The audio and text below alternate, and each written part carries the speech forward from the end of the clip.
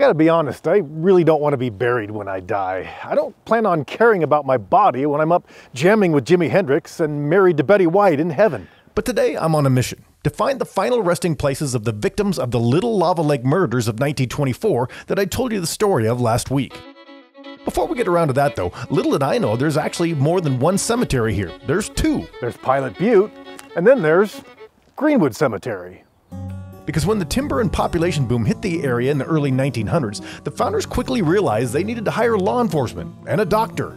The other thing you need is a mortician, right? And you need a cemetery. So Pilot Butte gets established early on. It's actually a historic designated state cemetery, and that's our initial cemetery. But between 1905 and 1920 and 1921, the population grows so quickly and so fast that we need more cemetery than just Pilot Butte can handle.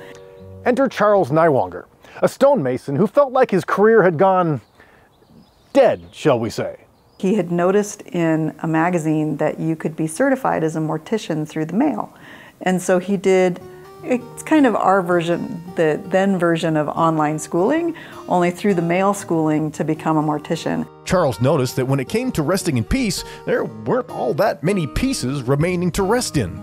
By the time you get to 1923, the papers are reporting that Pilot Butte is almost full, that most of the platted burial plots have been purchased by folks already. And so that need to expand is what leads Niswonger and Winslow to purchase and start Greenwood Cemetery, which then immediately starts getting residents. Now you'd think that giving people who had gone to the great beyond a place to rest in peace would be a peaceful process, but Charles Nywanger, then Councilman Nywanger, found out otherwise. So there's a moment where a fellow city councilor accuses him of basically abusing his position as a city councilor to be owning and operating a cemetery right next to a public cemetery. Are you abusing city dollars to do that? So there's a fiery letter from Ross Farnham to the newspaper accusing Niswonger of, basically profiting off of his position.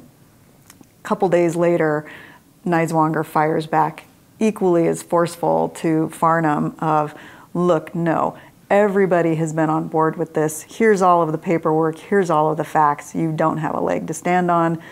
So dust kind of settles, after that. Finally, I want to tell you a story about the time the Deschutes Historical Museum worked with the cemetery to correct a case of mistaken Pringle. No, not those Pringles. Or these Pringles.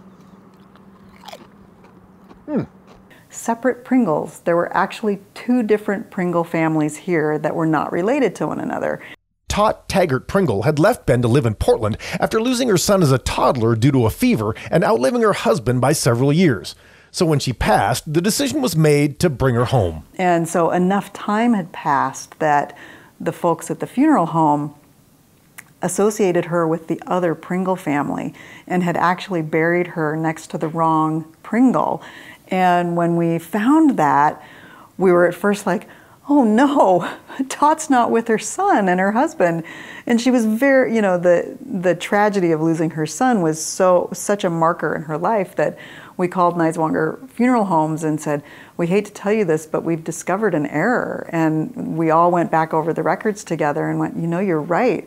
And so we were able to disinter Tot from the wrong Pringle family plot and move her over and have her relocated with her family. Ah, here they are, the three victims of the Little Lava Lake murders of 1924, spending their eternal rest side by side, which makes me wonder.